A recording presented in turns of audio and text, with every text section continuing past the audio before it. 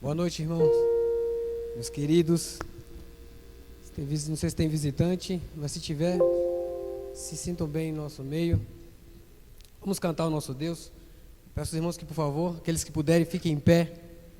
Iremos cantar uma canção que diz: para sempre iremos louvar o nosso Deus, para sempre, por toda a eternidade.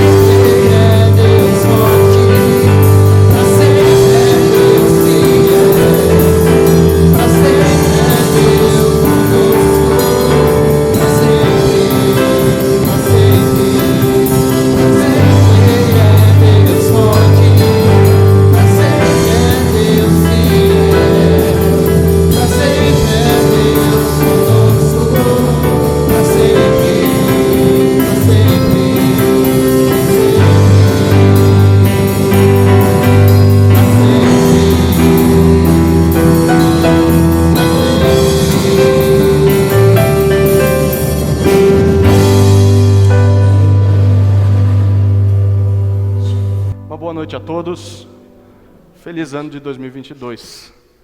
Graças a Deus, vamos orar, dando início a esse culto ao Senhor.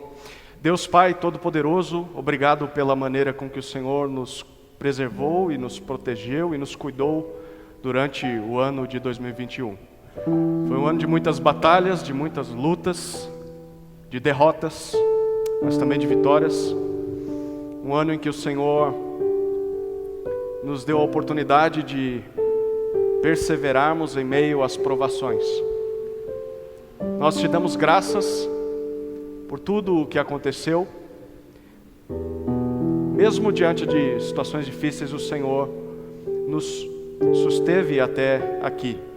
E nós pedimos, Senhor, que esse ano que se iniciou, que nada mais é do que apenas um dia a mais no calendário, um ano a mais no calendário, mas que as coisas sejam diferentes, não por causa do ano, mas por causa das nossas atitudes.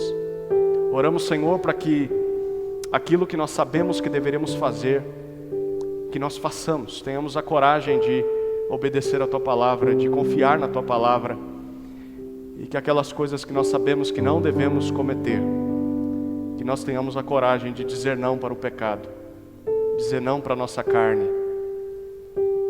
Ajuda-nos, Senhor, nesse ano, e que, acima de todas as coisas, a Sua palavra seja o guia, o árbitro, o juiz, a condução das nossas atitudes. É ao Teu nome que nós oramos e é ao Teu nome que queremos exaltar nesse primeiro culto do ano de 2022. Em nome de Jesus, amém. Eu te convido a abrir a sua Bíblia no Salmo 144. Nós faremos a leitura do Salmo 144 e do 145. Estamos terminando a leitura do livro de Salmos, hein? Salmos 144 e 145. Todos achamos? Salmo 144 diz assim: Bendito seja o Senhor, rocha minha, que treina as minhas mãos para a batalha e os dedos para a guerra.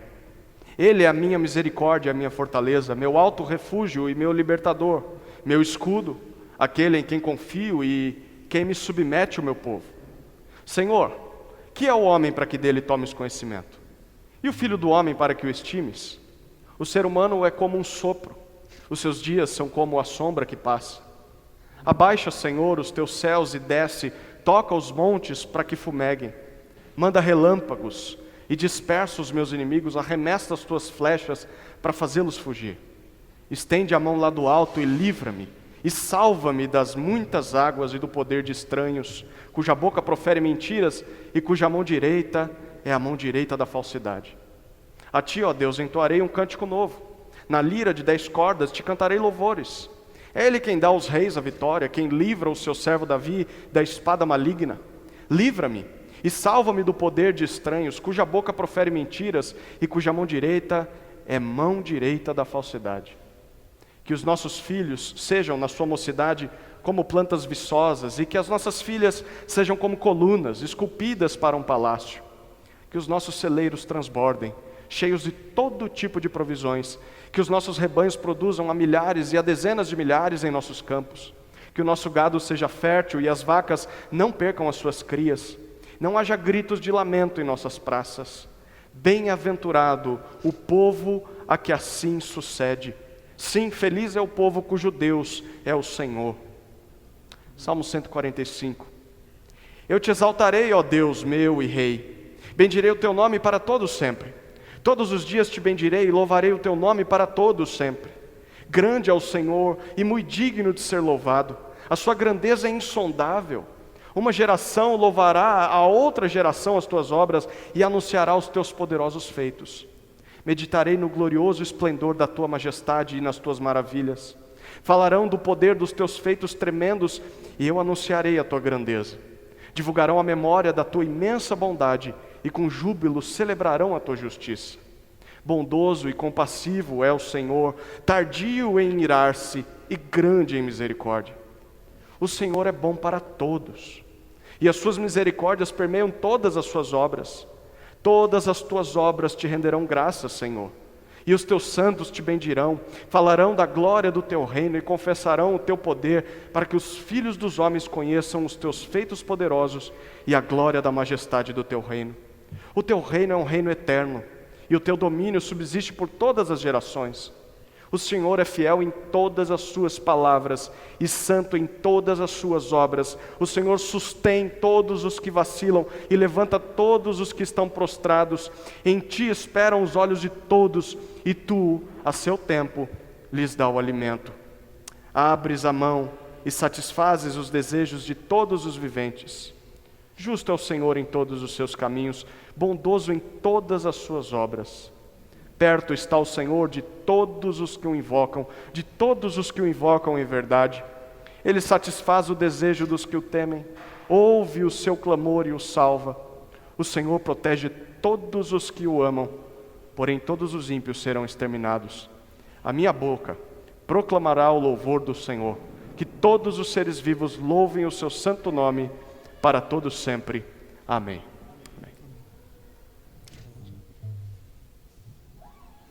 Vamos continuar cantando Já Refúgio.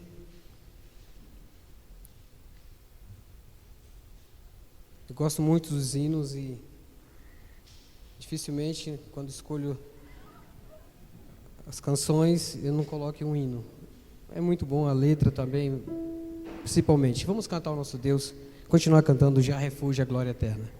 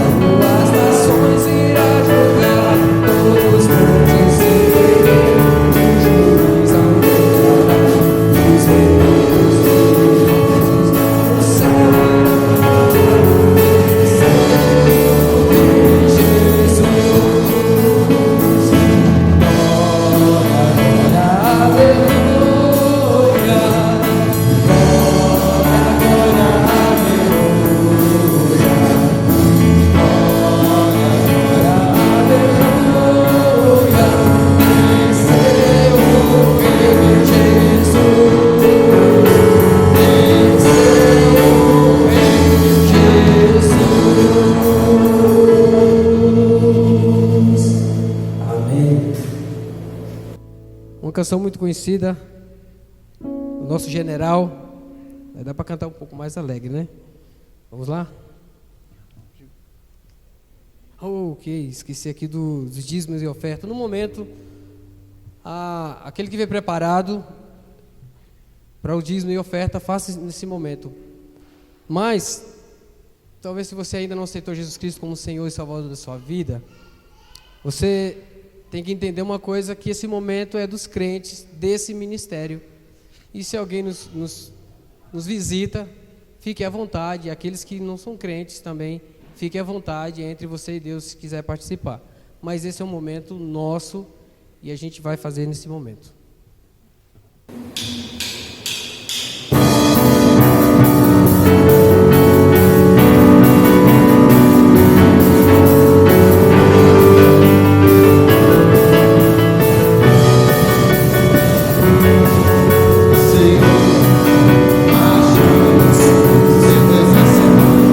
Poderoso,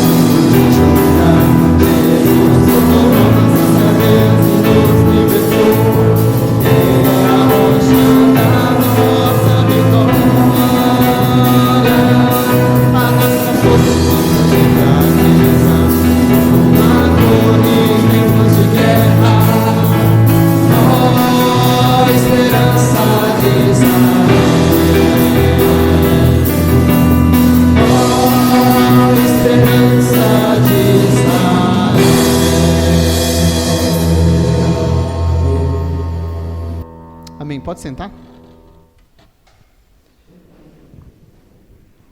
Uma boa noite novamente. Nós vamos orar pelos pedidos do boletim. Nós temos alguns pedidos de oração, mas antes temos alguns avisos também. No mês de fevereiro, a nossa igreja estará cedendo espaço aqui para o casal Lucas e Jéssica. Eles são da igreja de Terra Preta, eles vão se casar no primeiro final de semana de fevereiro, e a igreja lá, para os que conhecem, é um local pequeno, e nós vamos ceder o espaço aqui para que eles possam realizar isso. O que significa para nós? Uma oportunidade de servirmos a esses irmãos que fazem parte do mesmo corpo que nós, congregam num lugar diferente, mas servem ao mesmo Deus. Então, é uma oportunidade de servi-los por meio do nosso serviço. Então, desde já estejam orando pelos preparativos, a gente sabe como é que é preparativo de casamento, e orando pelo Lucas, pela Jéssica, e para que seja um tempo abençoado para eles e um tempo de servir para nós. Nós vamos orar pelos motivos do boletim. Nós temos orado pelos grupos de discipulado. Eles retornam nesta semana, então as pessoas que já estão alocadas em algum grupo, você deve retornar esta semana, então o líder do seu grupo vai entrar em contato com você, por meio do grupo que foi criado lá. E se você não está em grupo nenhum, mas gostaria de participar, procure a Sara, que ainda está aqui entre nós. Levanta a mão aí, Sara. Para dar o seu nome, a gente tenta encaixar você em um dos grupos, tá bom? Tem sido um tempo de crescimento, um tempo de edificação, de aprendizado da palavra. Estamos estudando o livro de Tiago e tirando várias lições práticas para o dia a dia. Temos sido muito confrontados também. E nós vamos orar hoje pelo grupo de discipulado número 3, que é o grupo do Tessinho, que é liderado por ele, junto ao lado de sua esposa, seus filhos Joyce, o Zezinho e o Pedro Ellen.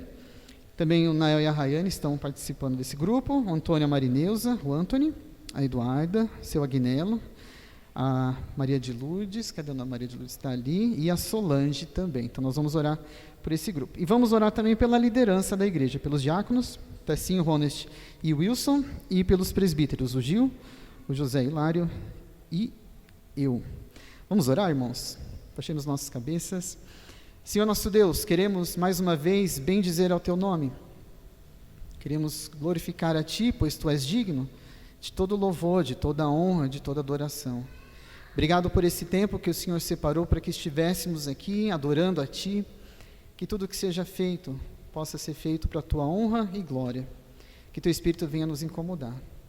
Queremos Te agradecer por essas vidas que têm se reunido para ler e estudar a Tua Palavra, em especial o grupo que tem se reunido junto ao Tessinho, os irmãos que têm se reunido nesse grupo, que o Senhor cuide de cada um, que esse grupo possa crescer e dar frutos para o Senhor, que eles possam ser edificados e confrontados com a Tua Palavra, e que a cada dia, Pai, cada uma dessas pessoas mencionadas aqui possam depender mais do Senhor em meio às provações e às tribulações, eles possam olhar para Ti e perseverar, como temos aprendido em Tiago. Também queremos orar pela liderança da igreja, colocando nas Tuas mãos os diáconos, os presbíteros. Queremos pedir ao Senhor para que os diáconos sirvam ao Senhor fielmente no serviço do dia a dia aqui da igreja, naquilo que o Senhor tem colocado nas mãos deles, que eles possam ser encorajados pelo Senhor a trabalhar cada vez mais e melhor para o Senhor. Também oramos pelos presbíteros, que eles possam manejar bem a palavra, de acordo com aquilo que o Senhor deixou, não segundo o seu próprio coração. Que cada um dos presbíteros, ó Deus, possa ser fiel à Tua palavra, ao ensino e à pregação da Tua palavra. E também queremos orar para que o Senhor levante mais homens que sirvam a Ti, mais diáconos, mais presbíteros, comprometidos com a Tua palavra, comprometidos com o serviço, para que a Tua igreja esteja bem servida, tanto na parte física quanto na parte espiritual. Levanta, Pai, mais pessoas capacitadas para a obra. Te agradecemos agora também pela mensagem que vai ser pregada. Queremos colocar nas Tuas mãos a vida do José Hilário, que o Senhor fale por meio dele aquilo que ele preparou para a pregação em Marcos nessa noite, que o Teu Espírito desafie os nossos corações a mudarmos, como ele falou no início, que não seja apenas mudança porque o calendário mudou, mas uma mudança porque fomos confrontados com a Tua palavra. Por isso, fala conosco, te pedimos isso em nome de Jesus. Amém. Eu te convido a abrir a sua Bíblia em Marcos capítulo 8.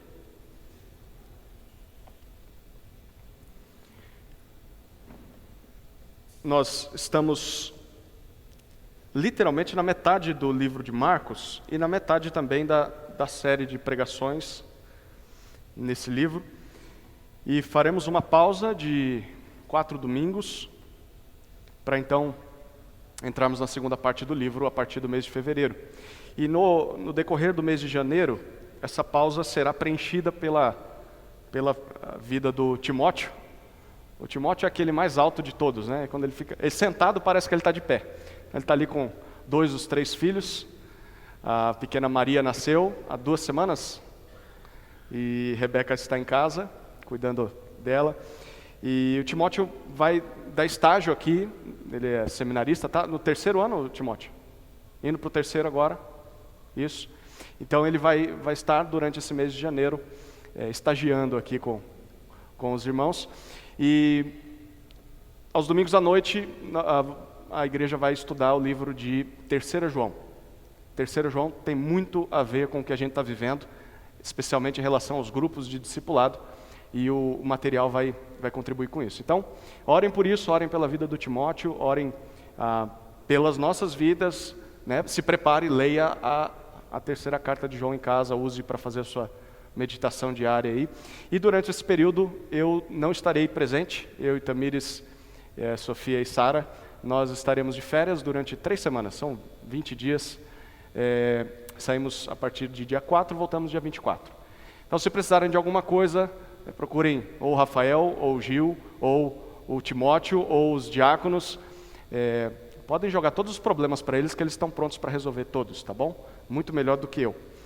E agradeço aí pelo carinho da igreja e pela disposição dos irmãos em suprirem essa ausência. Vamos então para o texto de Marcos, capítulo 8. Nós faremos a leitura a partir do versículo 22. Marcos 8, 22 até o capítulo 9, versículo 1. Então, nós vamos começar o capítulo 9 hoje ainda. Marcos 8, 22 até 9, 1. Acompanhe comigo a leitura da palavra do Senhor. Então chegaram a Betsaida e lhe trouxeram um cego e pediram a Jesus que tocasse nele. Jesus, tomando o cego pela mão, levou-o para fora da aldeia. Então cuspiu nos olhos do homem e, impondo-lhe as mãos, perguntou: você vê alguma coisa? O homem, recuperando a visão, respondeu: vejo pessoas, mas elas parecem árvores que andam. Então Jesus novamente pôs as mãos sobre os olhos dele. E o homem, passando a ver claramente, ficou restabelecido e distinguia tudo de modo perfeito. E Jesus o mandou para casa, recomendando-lhe: não entre na aldeia. Então Jesus e os seus discípulos foram para as aldeias de Cesareia de Filipe. No caminho perguntou-lhes: quem os outros dizem que eu sou? Os discípulos responderam: uns dizem que é João Batista, outros dizem que é Elias, e ainda outros dizem que é um dos profetas. Então Jesus perguntou: e vocês? Quem vocês dizem que eu sou?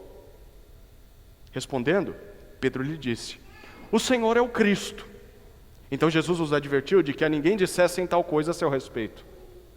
Então começou a ensinar-lhes que era necessário que o Filho do Homem sofresse muitas coisas, fosse rejeitado pelos anciãos, pelos principais sacerdotes e pelos escribas, e fosse morto, e que depois de 3 dias ressuscitasse.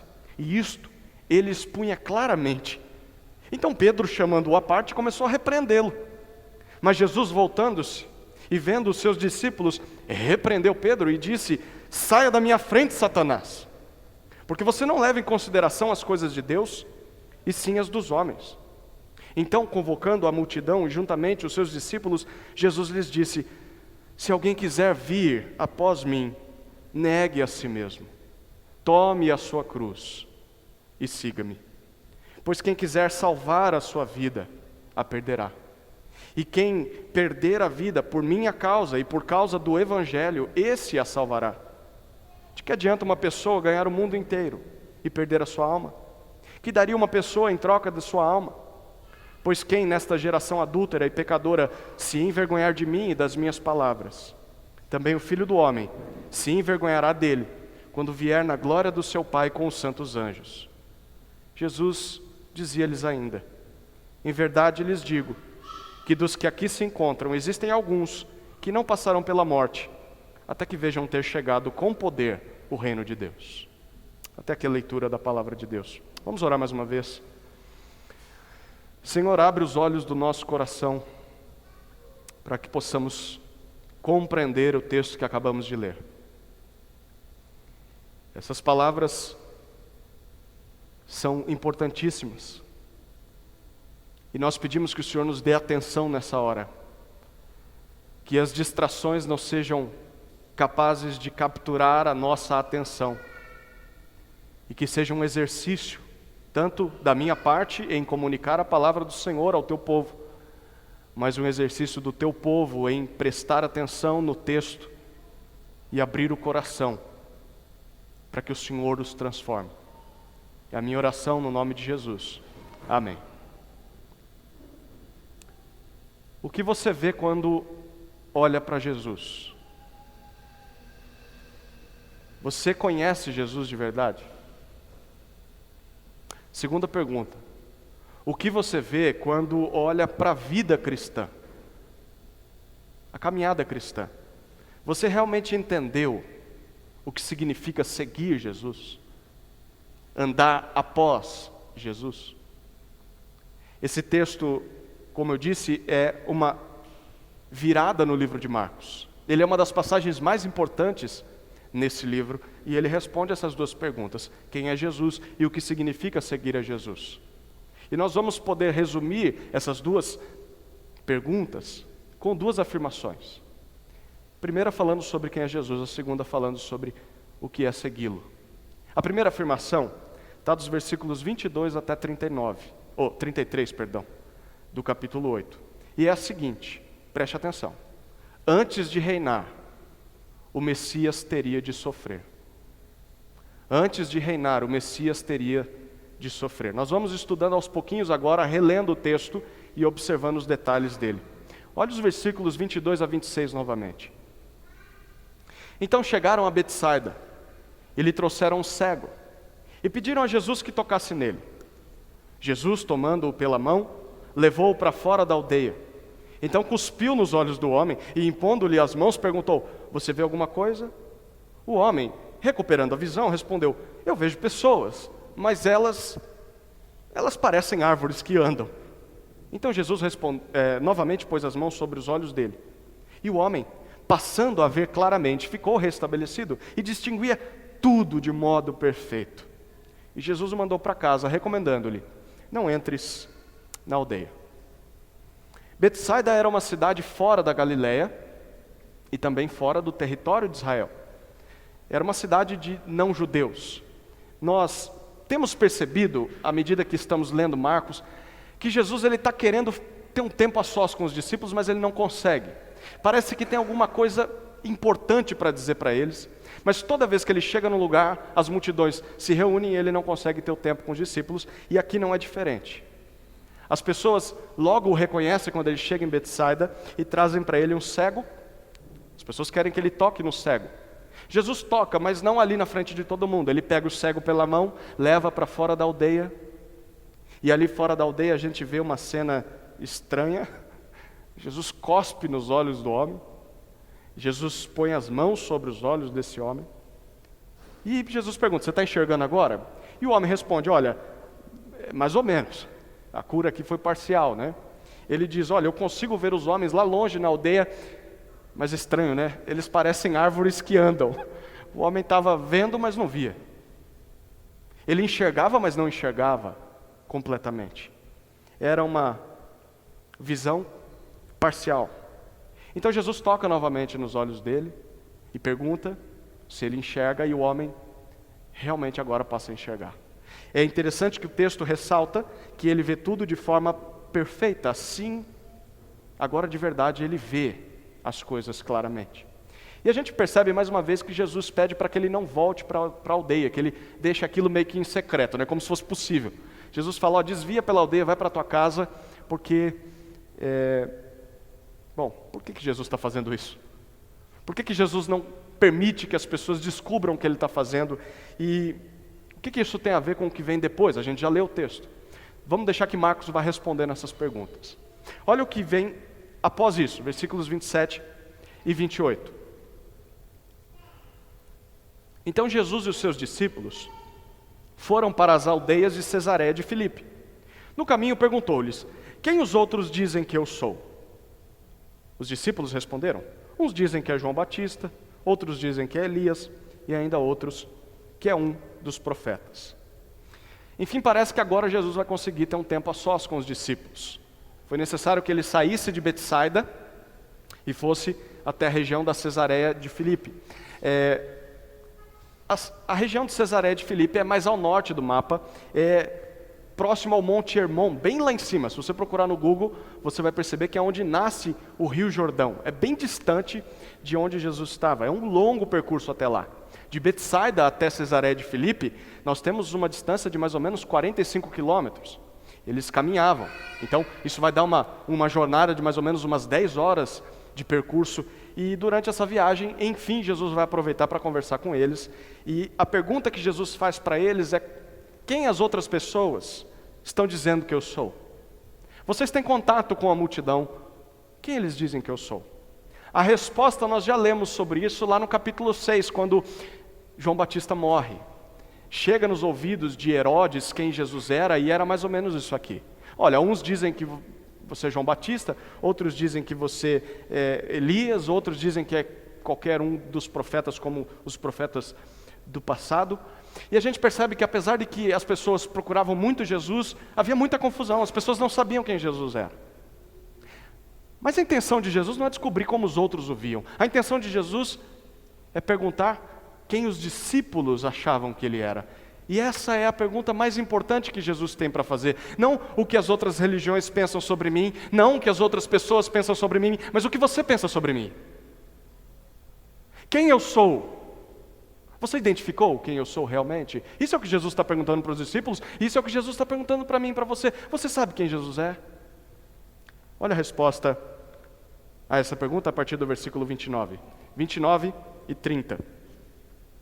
Então, Jesus perguntou, e vocês quem dizem que eu sou? Respondendo, Pedro lhe disse, o Senhor é o Cristo. Então Jesus os advertiu de que a ninguém dissessem tal coisa a seu respeito. Nós precisamos lembrar o que Cristo significava naquela época. No Antigo Testamento, a gente conhece essa história. Desde o pecado de Adão e Eva e a expulsão no Jardim do Éden, Deus havia prometido que iria restaurar toda a criação. E ele ia recomeçar todas as coisas, e recomeçaria todas as coisas por meio da nação de Israel. Através do povo de Israel, Deus levantaria ou faria nascer um homem que reinaria sobre Israel e sobre todas as demais nações. Esse homem é um descendente do rei Davi. No Antigo Testamento, na língua hebraica, é traduzido para Messias. Na língua grega, esse termo é traduzido para a palavra Cristo. Então, nesse dia em que o Messias, ou Cristo, se você lê Messias ou lê Cristo, você está lendo a mesma palavra para um judeu. Nesse dia, esse rei iria vingar os inimigos de Israel e ia restaurar a ordem em todo o mundo. Em outras palavras, essa é a visão do Cristo ou do Messias que havia lá naquela época, no primeiro século. É um libertador. Mais propriamente dito, é um revolucionário político. Alguém que vai inaugurar o reino de Deus na terra à força. Alguém que vai depor todos os reis que existem e vai assumir o trono e vai reger as nações com o cetro de ferro. Ele vai destronar. Na época, o império mais poderoso era Roma. Então esse rei, o Cristo, ele vai primeiro derrotar Herodes, que é o representante do imperador romano na região, e depois ele vai derrotar César. Essa é a visão de qualquer judeu que esperava um Messias no primeiro século. O Cristo, o Messias tão aguardado por Israel, é um libertador político. Porém, como Jesus fez com o cego, ele pede que eles não espalhem essa notícia. De novo, por que eles não podem espalhar essa notícia? Nós estamos prestes a descobrir isso. Olha o que dizem os versículos 31 e o início do 32. Então Jesus começou a ensinar-lhes que era necessário que o Filho do Homem sofresse muitas coisas, fosse rejeitado pelos anciãos, pelos principais sacerdotes e pelos escribas, fosse morto e que depois de 3 dias ressuscitasse. E isto ele expunha claramente. Os discípulos reconheceram que Jesus é o Cristo, é o Messias. Essa é uma boa notícia? Sim ou não? Sim, é uma boa notícia. Até que enfim eles reconheceram isso, porque é isso que Marcos está dizendo desde o início do livro. Lembra? Princípio do Evangelho de Jesus Cristo, o Filho de Deus. Era isso que Marcos queria que os discípulos entendessem. Jesus está, desde o capítulo 1, mostrando isso para eles, e até que enfim eles entendem. Mas segundo Jesus, a imagem que eles têm de Messias precisa ser mais esclarecida. Realmente o Messias vai inaugurar o reino de Deus. O Messias vai destronar todos os reinos humanos. Nisso os discípulos estão certos. Mas ele não vai fazer isso como um revolucionário político. Ele não vai fazer isso à força. Na verdade, Jesus afirma que o Filho do Homem, e Filho do Homem era uma expressão do Antigo Testamento para se referir a um descendente de Davi que reinaria em glória. Filho do Homem nunca poderia ser alguém que sofre. O Messias até vai. Era difícil para um judeu entender o que tinha a ver o Messias com o Filho do Homem, mas ele diz, o Filho do Homem deve seguir um caminho totalmente contrário. Para Jesus, o Messias e o Filho do Homem são a mesma pessoa. E segundo Jesus, era necessário, era indispensável que o Messias sofresse muitas coisas, que o Messias fosse rejeitado pelos líderes de Israel, que o Messias fosse morto por seus inimigos e voltasse à vida 3 dias depois. Tente se colocar no lugar de um discípulo nessa hora. O quê? Como assim? Isso não faz o menor sentido. Como pode ser um Messias derrotado? Como pode ser termos um rei que perde?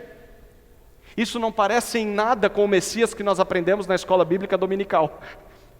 Isso não faz nenhum sentido. Mas aparentemente é assim que Jesus vê o seu papel como Messias. Aliás, nós lemos que Jesus começou a espalhar isso claramente, dizer isso claramente. Isso ele pode dizer. Agora que ele faz milagres, que ele é o Messias, ninguém pode falar. Mas falar que o Messias vai sofrer, pode. E a reação dos discípulos é a mesma que eu e você teríamos se estivéssemos no lugar deles. Olha a partir do versículo 32 ainda e o 33. Então Pedro, chamando-o à parte, começou a repreendê-lo. Olha lá. Mas Jesus, voltando-se e vendo os seus discípulos, repreendeu Pedro e disse, saia da minha frente, arreda, Satanás, porque você não leva em consideração as coisas de Deus, e sim as dos homens. Todos acham as palavras de Jesus uma completa loucura. E normalmente Pedro assumia a frente, e Pedro, representando o pensamento de todos os discípulos e tendo a coragem, de repreender Jesus, Pedro faz como Jesus fez lá com o cego, né? Pega ele pela mão, leva em particular e começa a dizer, Jesus, você não entendeu o papel do Messias. Pedro repreende Jesus e está querendo fazer com que Jesus enxergue o que ele deveria fazer. Mas Jesus não aceita essa repreensão. E na verdade é Jesus quem corrige e repreende Pedro. E ele faz isso na frente dos discípulos, então eles estão andando, provavelmente Pedro leva para uma parte à frente, Jesus para, espera os discípulos chegarem, e na frente de todos Jesus diz assim, saia da minha frente, Satanás. Imagina Jesus dizendo isso para você, sai da minha frente, diabo, sai da minha frente, Satanás. O que isso significa? Significa que o Pedro estava possesso pelo capeta nesse texto aqui, é isso que está acontecendo? Parece que não. Porque naquela época, Satanás não era nome próprio. Satanás era uma palavra comum de se usar para alguém que é um adversário, para alguém que é um opositor. Mais para frente, em outros trechos, ele é usado para se referir ao diabo. Porque o diabo é o principal dos opositores às obras de Deus. Mas olha o que está acontecendo aqui. Jesus está dizendo, Pedro, quando você me repreende na frente de todo mundo, dizendo que o Messias não deve sofrer, você está agindo como um opositor da missão do Messias. Você está se colocando à frente daquilo que eu vim fazer. Você está se opondo à verdadeira missão do Messias, que é sofrer, morrer e ressuscitar. Essa foi a atitude do diabo desde a tentação. Ele tem mandado demônios para atrapalhar a obra de Jesus, mas essa também está sendo a atitude dos discípulos naquele momento, de opositores. Mas de acordo com Jesus no versículo 33, considerar o Messias que reina sobre o mundo, sem antes ter de sofrer, de morrer e ressuscitar, é ver as coisas apenas com os olhos humanos e não com a perspectiva de Deus. Essa é a primeira afirmação que Marcos nos faz nessa noite. Antes de reinar, o Messias teria de sofrer. Essa é a verdade dura e indigesta que os discípulos vão ter que engolir e que eu e você temos que engolir, porque é isso que Marcos está nos afirmando. E de fato, se você pensar em um herói que perde, isso não é tão atraente para os nossos dias, né? Nem naquela época. Os judeus do primeiro século, eles esperavam um libertador político, alguém que iria comandar um exército, que ia conquistar o poder em toda a terra através da espada, derramando sangue, vingando os inimigos de Israel, do jeito que Israel achava que tinha que ser feito. Mas Jesus está confrontando essa visão. E ele diz, na verdade, essa visão de um Messias está errada. E Jesus diz que pensar em um rei dessa maneira é apenas ver o reino de Deus com olhos humanos. É uma visão satânica, não é uma visão divina.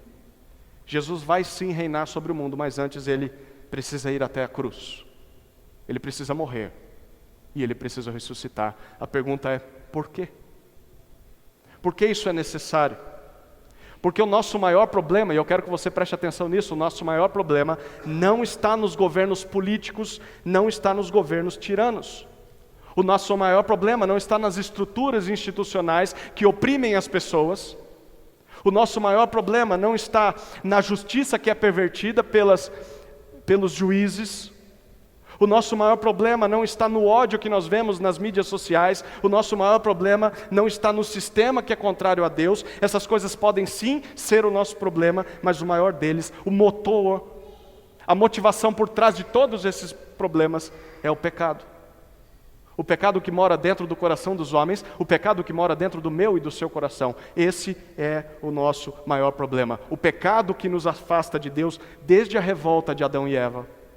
Desde aquele dia, esse problema está na raça humana. E ao longo de Marcos nós já vimos dicas disso.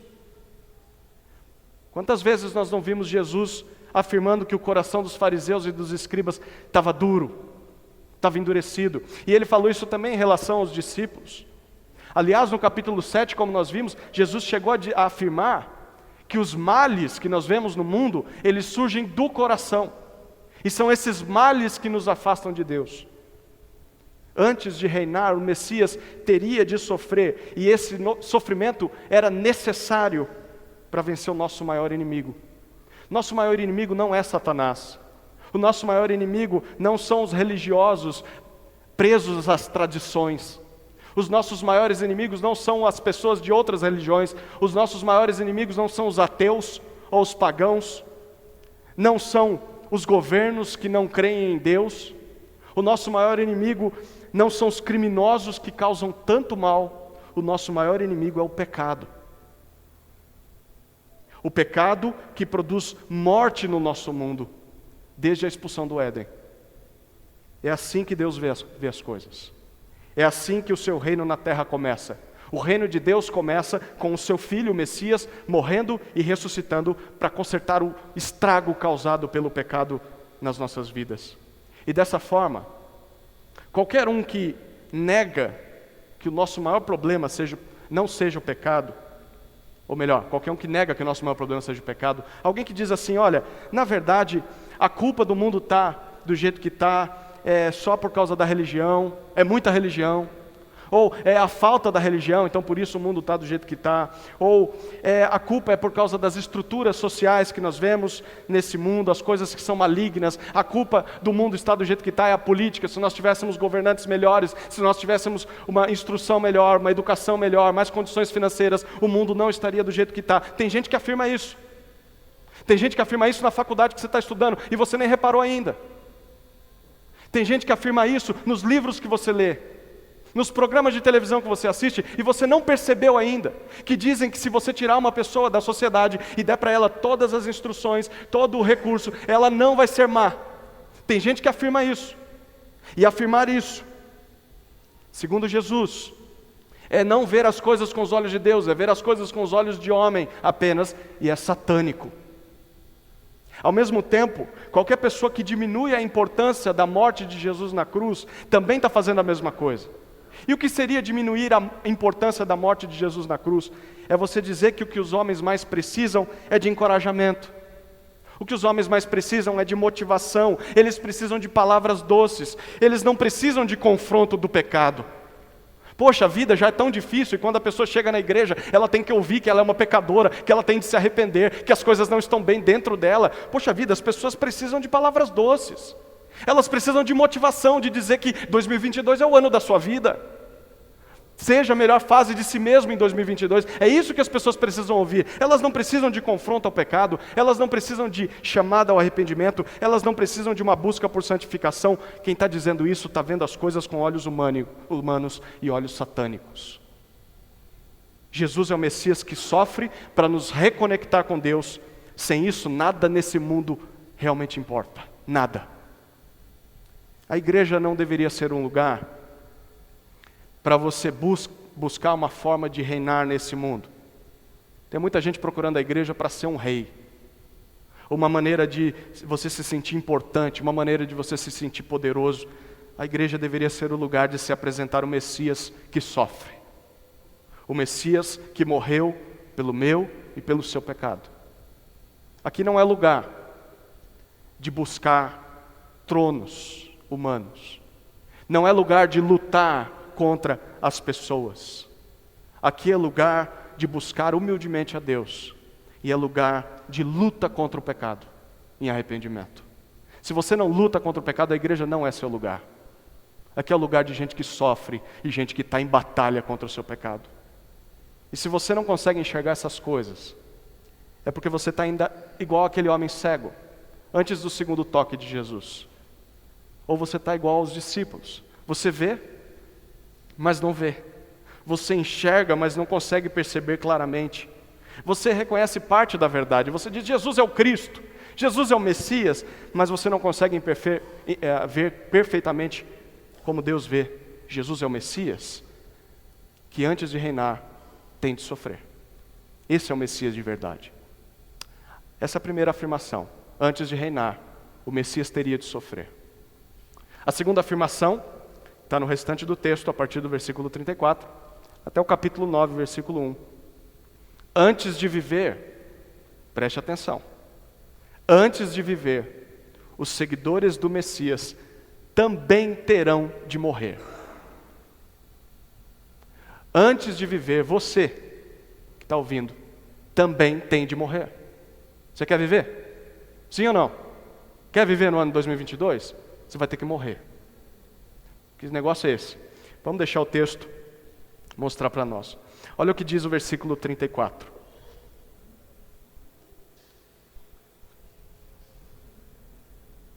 Então, convocando a multidão e juntamente os seus discípulos, Jesus lhes disse: se alguém quer vir após mim, negue a si mesmo, tome a sua cruz e siga-me.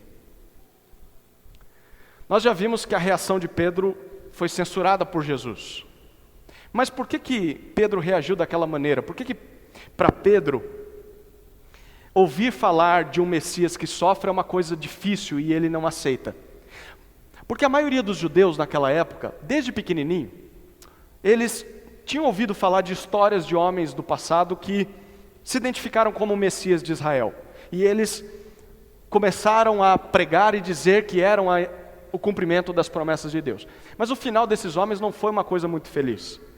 Desde que Israel está debaixo do Império Romano, todo pretenso Messias, todo homem que se levantou como Messias, mesmo que tivesse alguns seguidores, alguns tiveram muitos seguidores, mas eles se levantaram contra o imperador, todos tiveram o mesmo destino. O destino desses homens foi a cruz. Eles foram mortos como rebeldes, foram crucificados junto com os seus discípulos, e isso era um alerta para futuros novos Messias. Olha, se você se achar Messias, vai acontecer isso com você. Então a mensagem que a cruz comunicava para aqueles incomodados com o regime político da época era o seguinte: olha, esse é o resultado, na cruz, de uma revolta contra Roma. Então se você entrar nesse caminho, lá é o seu destino, vai ser a cruz. E isso comunicava para um judeu o seguinte: aquele cara disse que era o Messias, mas ele agora está crucificado e acabou. Então na verdade ele não era o Messias, ele era uma farsa, ele era um impostor, ele não é o rei que Deus prometeu. É por isso que Pedro está inconformado com a ideia de Jesus de dizer que ele precisa ir para Jerusalém e ao invés de lá assumir o trono de Israel, ele vai subir numa cruz, ele vai sofrer, ele vai ser rejeitado e ele vai morrer. Pedro já viu isso acontecer antes. E Pedro sabe o que isso vai dar. Isso vai fazer com que Jesus morra, mas também com que os seus discípulos sejam mortos. E olha que naquela época não era muita gente não. Tinham alguns poucos. A multidão seguia, mas a hora que o cerco apertasse, como a gente sabe que vai apertar, as pessoas vão fugir. E Pedro sabe que ele vai também ser crucificado, e o pior do que morrer, é saber que Jesus não é o Messias, porque ele vai morrer. Então há uma contradição na cabeça dele, pelo menos na visão dos judeus, o Messias, não faz nenhum sentido o Messias morrer. E Jesus sabe da opinião da maioria dos judeus. Jesus cresceu nesse contexto. Por isso é que Jesus pede que os seus milagres fiquem em segredo.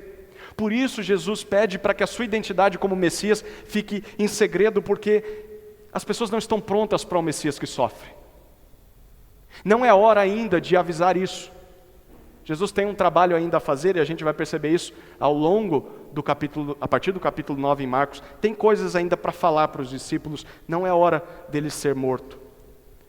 Mas como se tudo isso não bastasse, a situação vai piorar, porque conforme nós lemos no versículo 34, Jesus tem coisas a mais para declarar para os discípulos. Ao que parece, aquele momento particular de privacidade entre Jesus e os discípulos, ele dura um pouquinho de tempo só. Porque a multidão vê que eles estão andando, e a multidão começa a segui-los mesmo que à distância. E depois de repreender Pedro na frente dos discípulos, Jesus espera a multidão chegar, e Jesus faz um discurso para todos que estão ali. Perceba que é interessante, a imagem é bem sugestiva. Jesus está na frente e os discípulos atrás andando, atrás dele, o seguindo, e as multidões fazendo a mesma coisa um pouco mais à distância. E aí Jesus diz assim para eles: vocês sabem o que é necessário para que alguém me siga? Vocês estão andando atrás de mim até Cesareia de Filipe, mas vocês sabem o que é necessário para que alguém me siga pelo resto da sua vida? Querem saber realmente o que é ser meu discípulo? Aqui há 4 condições para que você me siga. E eu quero que você observe essas 4 condições avaliando a sua própria vida. Não seja aquele crente que fica olhando para o lado, né? E olha, isso aqui eu não vejo na vida do meu irmão aqui do meu lado. Isso aqui eu não vejo na vida daquele que devia estar aqui ouvindo esse sermão. Não, avalie você mesmo. Você se enquadra nessas 4 condições? Você já atendeu a essas 4 condições? Que 4 condições? Olha a primeira. Jesus diz: se alguém quiser vir após mim. A primeira condição para seguir Jesus é preciso querer. Se alguém quiser vir após mim. Não adianta forçar ninguém a amar Jesus. Não adianta forçar ninguém a seguir Jesus. Se a pessoa não quer, não há o que se possa fazer por ela.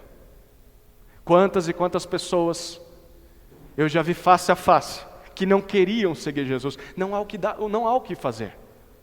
Não tem como pegar ela pelo pescoço, estrangular ela até que ela obedeça a Jesus.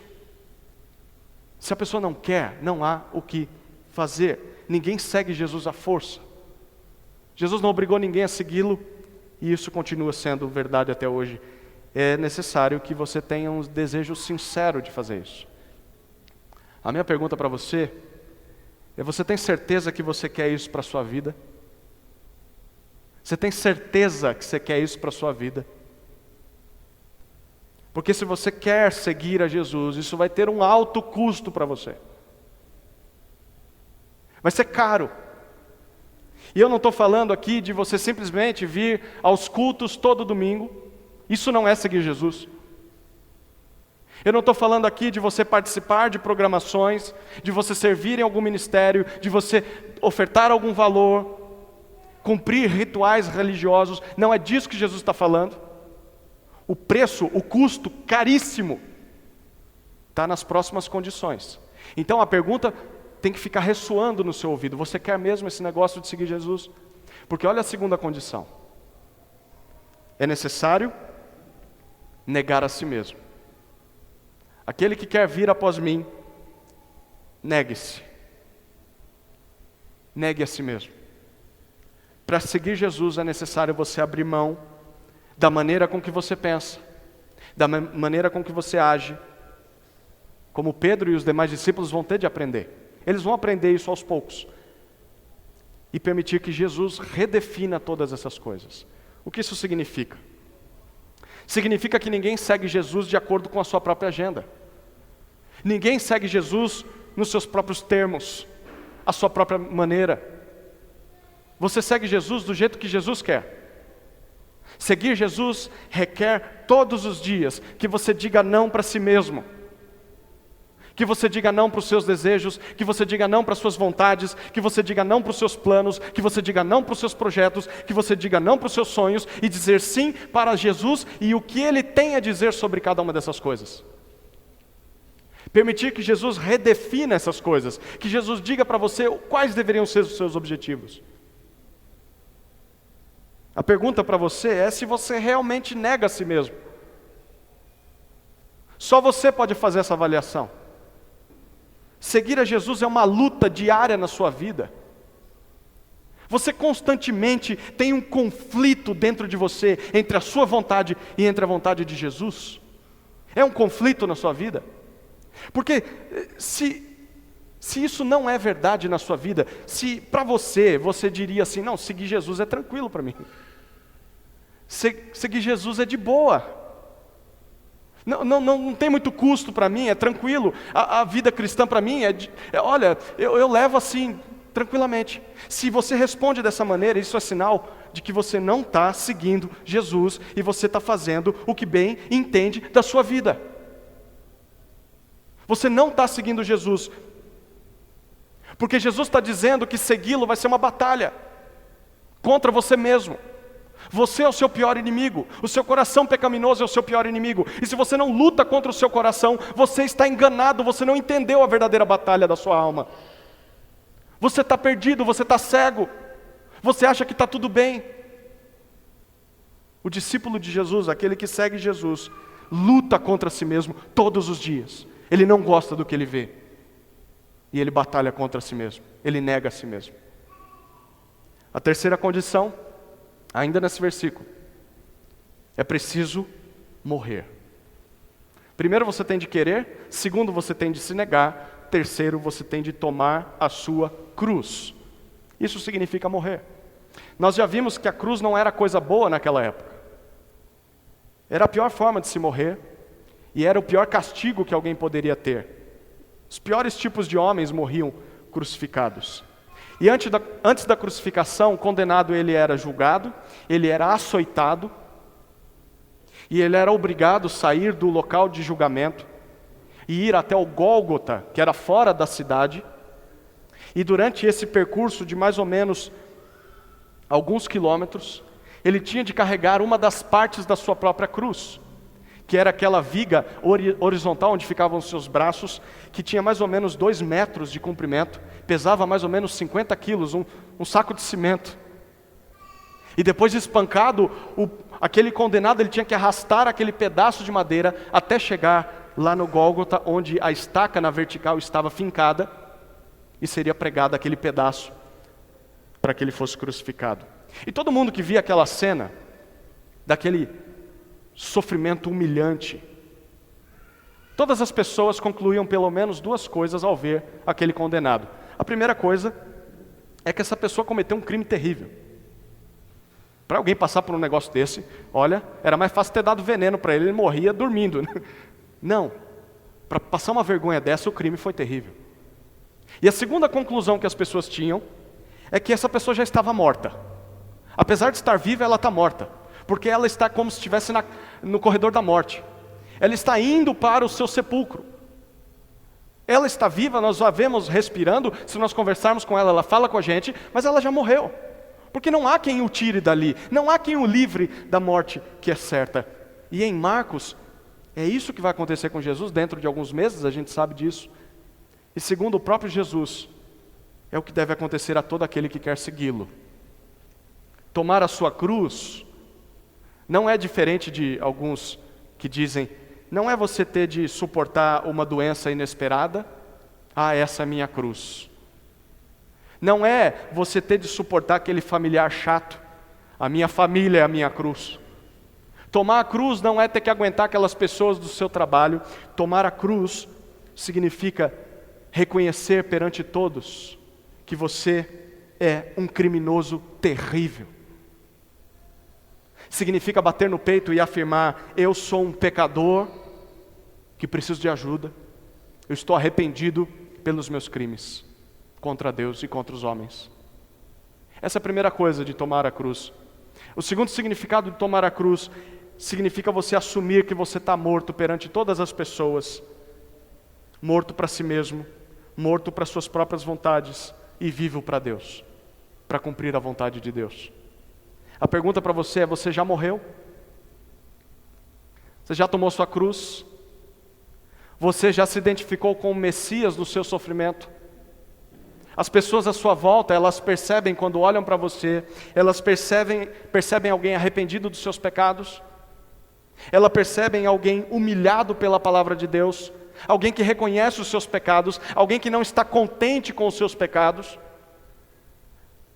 As pessoas quando olham para você, veem alguém que vive para cumprir a vontade de Deus e se esforça por isso, e não para fazer a sua própria vontade. Olham para alguém que morreu para si mesmo. É preciso morrer para seguir Jesus. E a quarta e última condição, talvez a mais difícil, se é que é possível isso, ele termina dizendo, e siga-me. A quarta condição é preciso seguir a Jesus. Você tem de querer, você tem de negar a si mesmo, você tem de morrer, e você tem de seguir Jesus. Em qualquer época da história, em qualquer lugar, um discípulo de alguém é uma pessoa que imita o seu mestre. Se nós queremos nos identificar com Jesus, como discípulos de Jesus, nós precisamos imitar Jesus em todas as coisas. Isso implica em conhecer Jesus, saber quem Jesus é. Você precisa estudar sobre Jesus, você precisa ouvir as palavras de Jesus, você precisa compreender o significado daquilo que Jesus diz. E em segundo lugar, é mais importante, imitar Jesus significa copiá-lo. Agir como Jesus agiu, amar como Jesus amou, obedecer a Deus como Jesus obedeceu. E aí eu pergunto para você, você realmente segue a Jesus? Realmente? O quanto você se preocupa em conhecer Jesus? O quanto de estudo, de leitura, de meditação nas palavras de Jesus, na vida de Jesus, a quanto disso você se dedica? Essas coisas são prioridade na sua vida? O quanto de Bíblia você conhece? Porque só copia algo que se sabe. Você sabe? Você conhece Jesus? Você já estudou a história de Jesus? Mas o mais importante, o quanto você imita aquilo que você já conhece. Não basta simplesmente saber muita coisa de Jesus. É necessário ter a coragem de colocar essas coisas em prática.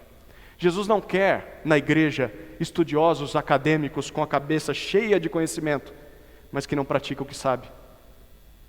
Jesus quer imitadores, mesmo que tenham pouca instrução, mas que praticam aquele pouco que sabem.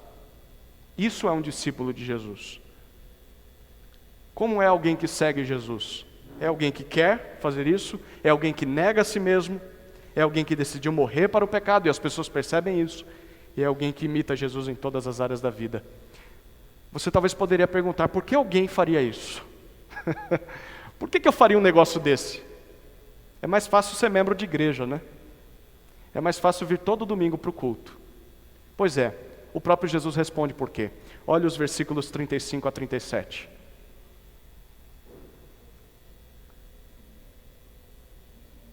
Pois quem quiser salvar a sua vida, a perderá. E quem perder a vida por minha causa e por causa do Evangelho, esse a salvará. De que adianta uma pessoa ganhar o mundo inteiro e perder a sua alma? Que daria uma pessoa em troca da sua alma? Seguir a Jesus tem todo esse custo que nós vimos até agora. Porque na realidade a verdadeira maneira de salvar a sua vida nesse mundo é estando disposto a perder a sua vida por amor de Jesus e por amor do Evangelho do Reino de Deus. Quem acha que está aproveitando a vida ao máximo, quem acha que está salvando a sua vida nesse mundo, ganhando o mundo inteiro, conquistando coisas, experimentando o máximo de prazeres possíveis, vivendo como seu próprio dono, quem acha que está curtindo a vida, na verdade não entendeu nada da vida, não percebeu ainda que tudo isso é fumaça, tudo isso é vapor, tudo isso é vaidade. Se você não quiser acreditar em mim, procure saber sobre vida de famosos, jogadores de futebol, cantores, que chegaram no auge e se suicidaram. Por que se suicidaram? Conquistaram tudo o que um homem e uma mulher poderia querer, porque não encontraram realização nessas coisas. E muitas vezes nós gastamos o nosso tempo buscando as mesmas coisas. Comigo vai ser diferente. Quando eu tiver essas coisas, eu vou ser realizado. Vai nada. Você não entendeu nada da vida ainda. Você acha que essas coisas vão te fazer ganhar e aproveitar ao máximo da vida. Nós fomos criados para muito mais do que qualquer prazer nessa terra, do que qualquer coisa que um prazer nessa terra possa nos oferecer. Em Jesus, Deus nos oferece essa vida de verdade, essa vida melhor. Não só nesse mundo, mas no mundo por vir. Aliás, é sobre esse mundo que Jesus fala no final do seu discurso, e nós vamos encerrar com o versículo 38 e o versículo 1 do capítulo 9. Pois quem, nesta geração adúltera e pecadora, se envergonhar de mim e das minhas palavras, também o Filho do Homem se envergonhará dele, quando vier na glória do Pai com os santos anjos. Dizia-lhes ainda: em verdade lhes digo que dos que aqui se encontram existem alguns que não passarão pela morte, até que vejam ter chegado com poder o reino de Deus. Jesus diz que haverá um dia, depois do seu sofrimento, da sua morte, da sua ressurreição, que ele vai voltar em glória, como aquele filho de homem, como o rei que os discípulos tanto esperavam. E nesse dia ele vai redimir todo mundo que seguiu ele nessa vida. É uma promessa que foi feita lá pelo profeta Daniel. E nesse dia, os que tiveram vergonha de Jesus, os que tiveram vergonha daquilo que Jesus disse, seja aquela geração de judeus da sua época, seja a geração de judeus na época, no tempo em que vivemos, ou seja até a geração de não-judeus, como nós, todos aqueles que se envergonharam de Jesus em vida, vão ser motivo de vergonha para Jesus. Eu queria que você pensasse muito bem nisso. Nós não sabemos o dia que Jesus volta. Se esse dia fosse hoje, qual seria a reação de Jesus ao olhar para você? Para a sua vida? Seria uma reação de orgulho ou de vergonha? Você sabe como é que você pode antever isso? Basta você olhar para como você tem tratado Jesus hoje em dia. Isso é fácil fazer. Observe para como você trata Jesus hoje. Você é alguém que se envergonha de seguir Jesus? Você é alguém que se envergonha das palavras de Jesus? Ou você é alguém que não se preocupa com isso, que o segue apesar da vergonha e da dor e do custo que isso vai trazer para você? Porque se você se envergonha e sequer tem desejo de seguir Jesus, você já sabe o que vai acontecer, o texto já disse. Essa é a segunda afirmação de Marcos para nós nessa noite. Antes de viver, os seguidores do Messias também terão de morrer. E de acordo com Marcos, essa é a definição dele de cristão. Sabe o que é um cristão? É alguém que segue Jesus. Não existe discípulo de Jesus que não tenha morrido para si mesmo. Mesmo ainda estando vivo, mesmo ainda respirando, mesmo ainda falando, fazendo coisas, discípulos de Jesus morreram. Morreram para si, para viver para Ele. São eles que participam do reino de Deus. Aliás, eu queria que você reparasse no detalhe do versículo 1 no capítulo 9. Jesus disse que alguns dentre aqueles que estavam ouvindo Ele iriam ver o reino de Deus chegando com poder antes mesmo de morrerem. Para nós, a gente vai ver isso, o que significa em Marcos, nas próximas exposições a gente vai ver isso. Mas para nós, o que isso significa claramente? Significa que o reino de Deus já começou. Porque Jesus está prometendo que alguns que o estavam vendo, ouvindo aquele discurso, iriam ver o reino de Deus chegando com poder. Em outras palavras, o reino de Deus não é algo que vai começar só quando Jesus voltar. O reino de Deus é algo que já chegou até nós e já chegou com poder. E a única maneira de nós participarmos desse reino é crendo e deixando que a crença nisso nos transforme, crendo nisso que o texto nos ensina. Antes de reinar, o Messias teria de morrer, de sofrer. E antes de viver, os seguidores dele também vão ter de morrer. O que é que você vê quando olha para Jesus? Você conhece Jesus mesmo? O que é que você vê quando olha para a vida cristã? Você realmente entendeu o que é seguir a Jesus? Esse é um bom momento para você fazer uma autoanálise, começando o ano 2022. Eu queria que você lembrasse daquele cego curado por Jesus no início da passagem. Lembra dele? Ele ilustra muito bem os discípulos, ilustra muito bem aquela multidão e talvez ilustre eu e você aqui nessa noite. Antes de conhecer Jesus, aquele homem era um cego total. Ele não via nada. Assim eram os fariseus, assim era a multidão, que não sabia quem Jesus era, e assim talvez alguém ou alguns, são alguns nesse salão nessa noite, cegos, totalmente cegos, não conseguem reconhecer Jesus como Rei, não conseguem sequer querer as coisas de Deus. Estão aqui por qualquer outro motivo que não seja o amor a Jesus. Você precisa desesperadamente de ajuda. Você precisa que Jesus abra os seus olhos. Mas em segundo lugar, depois daquele primeiro contato com Jesus, aquele homem, ele se torna um cego parcial. Ele vê, mas não vê. Ele vê as coisas, mas de maneira confusas. Era assim que estavam os discípulos. Eles reconheciam Jesus como Messias, mas não entendiam completamente o que isso significava. Talvez essa seja a sua condição. Você até gosta de ouvir sobre Jesus. Você até deseja essas coisas de igreja. Mas as coisas ainda não fazem muito sentido para você. Esse negócio de negar a si mesmo, esse negócio de seguir a Jesus é meio embaçado. Você ainda não se permitiu ser transformado pelo que a Bíblia diz. Você também precisa de ajuda. E talvez você é pior do que aquele que ainda está cego. Você entende parte da Escritura, você entende parte da Bíblia, mas você rejeita outra parte. Você quer um Jesus apenas à sua maneira. Você escolhe o que quer seguir de Jesus. E coisas que você não gosta, você rejeita. Você precisa se arrepender. Você precisa aceitar Jesus como Ele é e como Ele se apresenta para nós. Você precisa ser curado também. Até que enfim chega o terceiro estágio, né? Aquele homem, depois de um segundo toque de Jesus, ele se torna um cego, mas um cego curado. Um cego restaurado. Parece que é esse tipo de pessoa que Marcos quer que eu e você sejamos. Pessoas que conseguem enxergar as coisas dessa vida. Pessoas que entendem o mundo como ele realmente é. Que a vida não está nos prazeres da carne, a vida não está nas ofertas do mundo, a vida está em seguir Jesus. São pessoas que entenderam que nós somos criados para muito mais do que apenas as coisas dessa terra e que por isso aguardam o retorno do Rei Jesus para viverem no novo céu e nova terra. Talvez esse seja o seu caso, e a minha oração é que seja. E se é, eu quero te convidar a dar graças a Deus por ter tido seus olhos abertos. O mérito de ter sido curado, de poder enxergar, não é seu, é fruto da graça.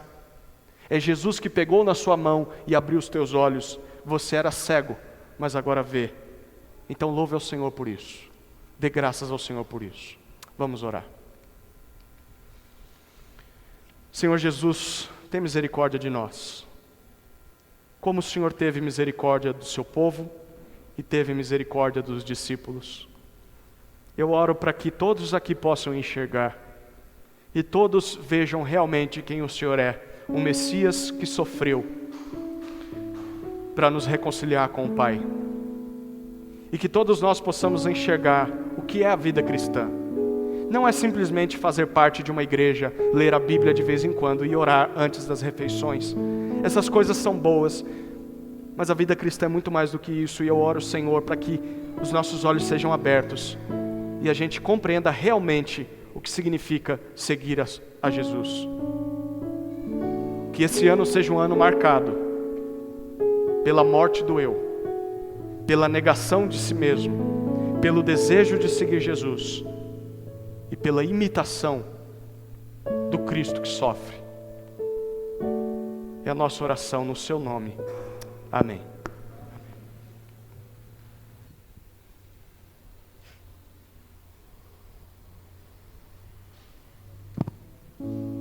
Vamos ficar em pé mais uma vez. Cantarmos o último cântico.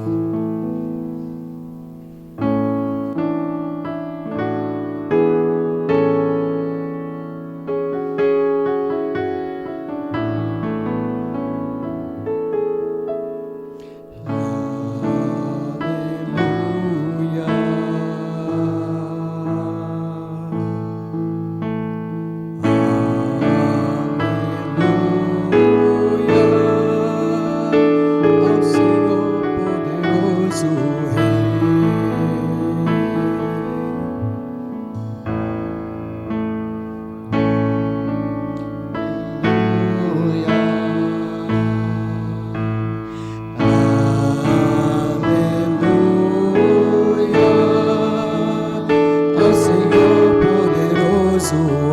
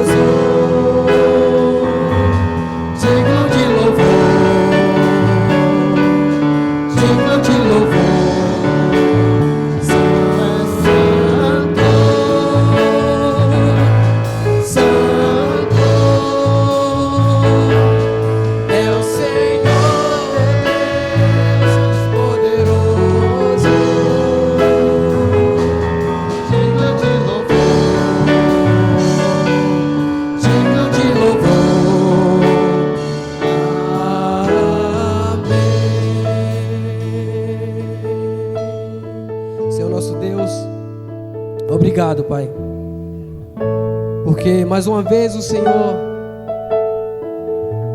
nos faz lembrar, porque o Senhor, nosso Deus, mandou Jesus Cristo se voluntariou para morrer em nosso lugar. O Senhor sabe disso e mais uma vez o Senhor nos fez lembrar através da exposição da palavra, Pai.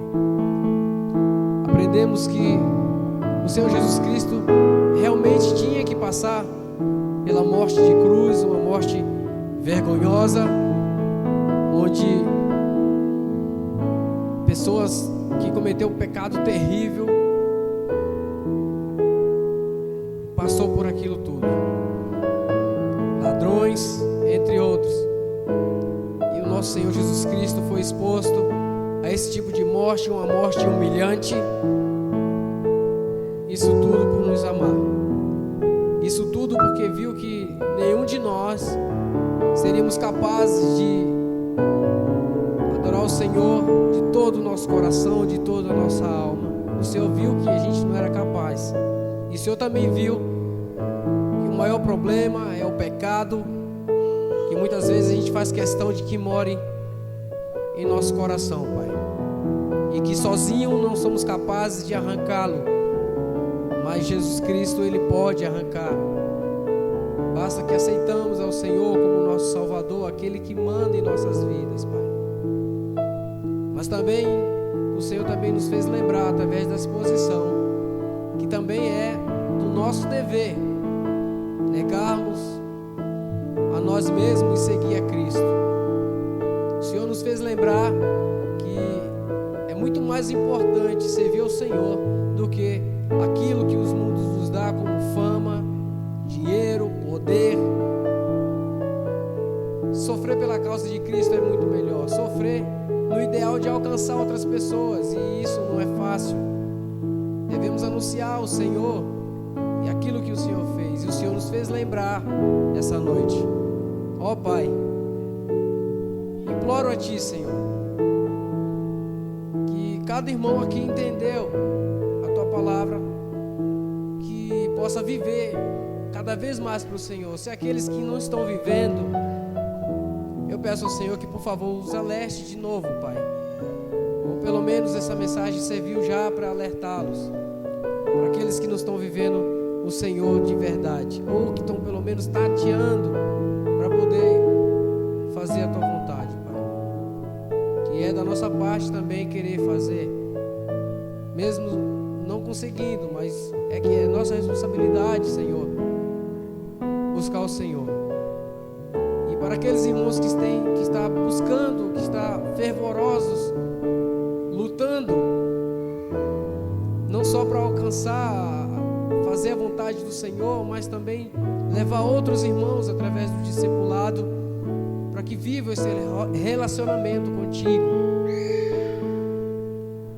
E eu peço, Pai, que acenda esse fogo em nossos corações, essa vontade de querer servir ao Senhor em espírito e em verdade, porque é isso que o Pai procura, adoradores que o adorem em espírito e em verdade, Pai, e que a gente possa viver assim, que a gente busque ao Senhor, que a gente ensine do Senhor a outras pessoas.